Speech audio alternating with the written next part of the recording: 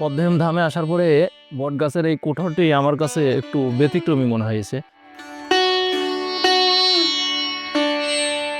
অনেক মানুষজন হয় না, আজ দু লাখ মানুষ লাখে লাখে মানুষ হয় না? তো এ থেকে যে থেকে নাই যে এটা তো সব কুষ্টিয়ার লোক সবাই ও কুষ্টিয়ার লোকজন সবাই আসে। হ্যাঁ সবাই ও এই ইছামতি নদীর মোহনাটি আপনার কাছে মন্দ লাগবে না। বন্ধুরা, আজ আমরা যাচ্ছি পদ্মহেম ধাম। এটি পৃথিবীর দ্বিতীয় বৃহত্তম লালন সঙ্গীত আশ্রম। এটি মুন্সিগঞ্জ জেলার সিরাজদিখান উপজেলার বালুচর গ্রামে অবস্থিত। আপনারা যারা ঢাকা থেকে যাবেন, ঢাকা গুলিস্তান থেকে সিরাজদিখানের বাসে করে সিরাজদিখান নেমে সেখান থেকে ইজি বাইকে করে খুব সহজেই এই দর্শনীয় স্থানটি ঘুরে আসতে পারেন। আজ আমরা এই ভিডিওর মাধ্যমে আপনাদের বিস্তারিত একটি ধারণা দেওয়ার চেষ্টা করব, আমাদের সঙ্গেই থাকবেন। বন্ধুরা, আমরা চলে আসলাম পদ্মহেম ধাম। এই ধামের মায়াবী পরিবেশ এবং অভয়ারণ্য দেখে আপনাদের মন ভরে যাবে। আপনারা দেখতে থাকুন আমাদের এই ভিডিওটি, বিস্তারিত দেখানোর চেষ্টা করব। ভিতরে গিয়েই আমরা দেখতে পেলাম একটি দান বক্স। আপনারা চাইলে সেখানে মুক্ত হস্তে দান করতে পারেন এই ধামটির উন্নয়নের জন্য।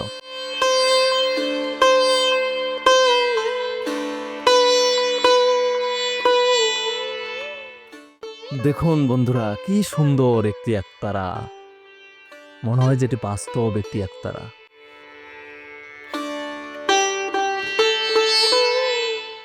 এখানে এটার প্রতিষ্ঠাতা কবির একতারা শাহের কিছু কথা লেখা আছে এই ধামের প্রতিষ্ঠা সম্পর্কে, আপনারা চাইলে দেখে নিতে পারেন।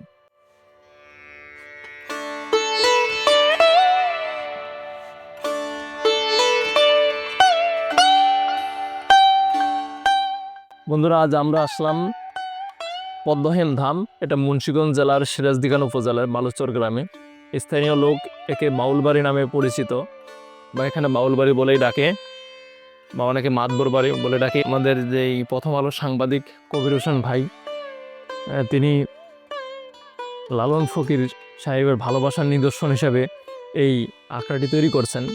এটার মনোমুগ্ধকর পরিবেশটা এতটাই সুন্দর যে আসলে মুখে বলে প্রকাশ করা যাবে না। আমার মনে হয় যদি কেউ গ্রামীণ কোনো পরিবেশ পছন্দ হয় বা একটু নিরিবিলি পরিবেশ থেকে ঘুরে আসতে চান, সেক্ষেত্রে আপনারা আসতে পারেন এই পদ্মহেম ধামে, যেখানে এসে আপনাদের মনটা জুড়িয়ে যাবে।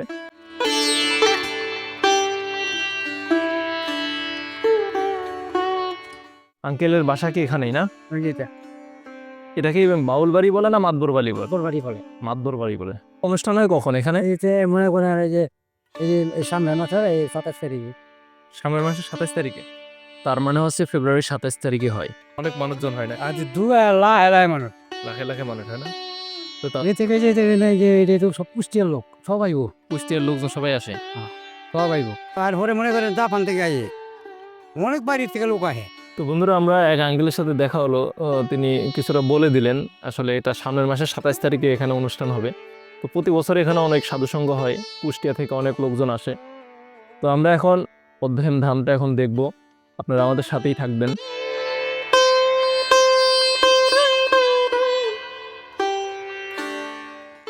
ধামটির ভিতরে একটু প্রবেশ করলেই অনেক বড় একটি একতারা দেখতে পাবেন, যেটার কাজ এখনো চলমান, হয়তো কমপ্লিট হলে অনেক সুন্দর লাগবে। ধামের মাঝখানে একটি বিশাল বটবৃক্ষ রয়েছে, যেখানে বসে আপনি একটু বিশ্রাম নিতে পারবেন।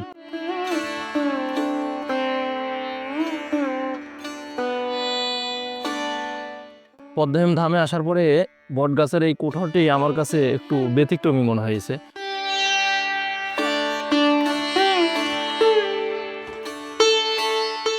মনে হয়েছে কোনো সাধু বা সন্ন্যাসী হয়তো এই কুঠারে বসে কখনো ধ্যান করছিলেন, কারণ বটগাছটা কীভাবে ছোট্ট একটা কুঠিরের মতো করে গাছটা উপরের দিকে বড় হয়ে গেছে। এখানে সুন্দরভাবে একজন মানুষ বসে ধ্যান করা যায়, যদিও ধ্যান কলিযুগে কেউ এখন করে না।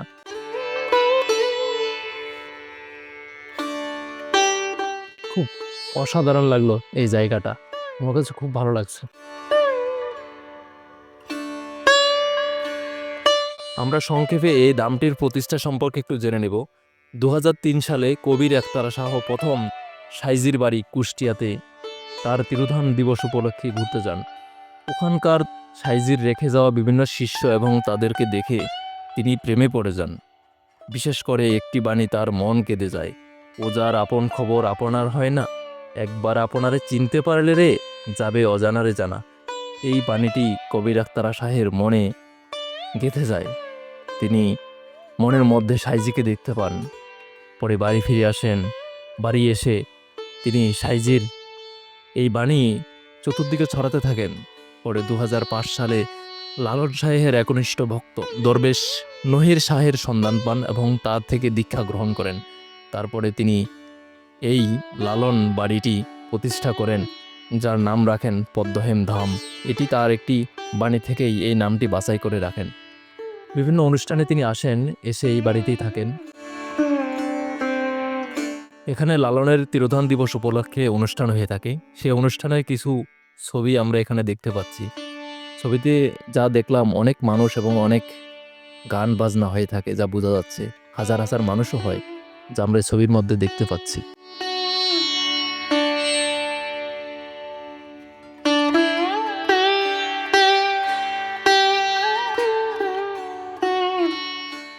আপনারা চাইলে এখানে ঘুরে আসতে পারেন, এসে খুব ভালো লাগবে। এই বাগান বাড়িটি আপনার মন ভরে যাবে, একটু শান্তি পাবেন।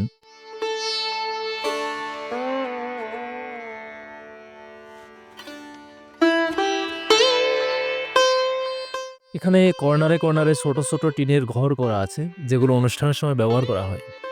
এই ঘরটি খুব দেখতে সুন্দর। পাশে রয়েছে একটি বিশাল মাঠ। আপনারা চাইলে এই মাঠের মধ্যে খেলাধুলা করতে পারবেন।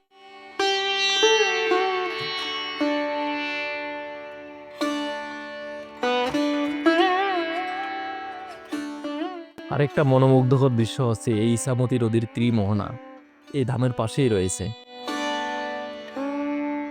পদ্মহেম ধামের পাশেই এই ইসামতি নদীর ত্রিমোহনাটি আপনার কাছে মন্দ লাগবে না।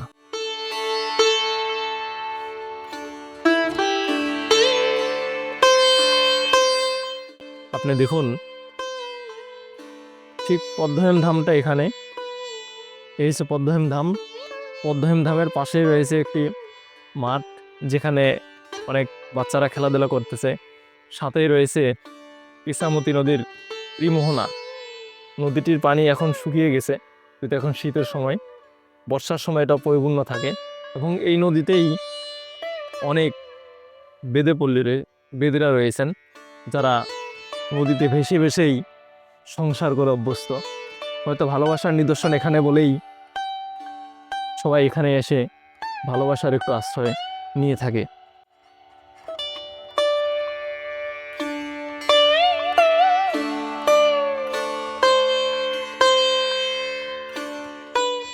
আজকে এখানে কিছু দেখা যাচ্ছে, এই যে তাদের ছোট ছোট ডিঙ্গি নৌকাগুলো, এই নৌকাগুলোতেই হয়তো তাদের এই সুন্দর জীবনযাপন করে থাকেন।